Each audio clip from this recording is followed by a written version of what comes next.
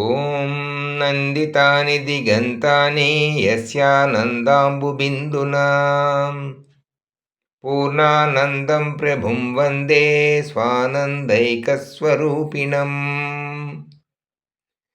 सर्ववेदान्तसिद्धान्तगोचरं तमगोचरम् गोविन्दं परमानन्दं सद्गुरुं प्रणतोऽस्म्यहम्।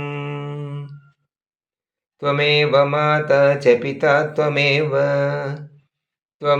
बन्धुश्च सखा त्वमेव विद्या द्रविणं त्वमेव सर्वं मम देवदेव। ॐ यो ब्रह्मणं विदधाति पूर्वं यो वै वेदांश्च प्रहिणोति तस्मै तंह देवमात्मबुद्धिप्रकाशं मुमुक्षुर्वै शरणमहं प्रपद्ये।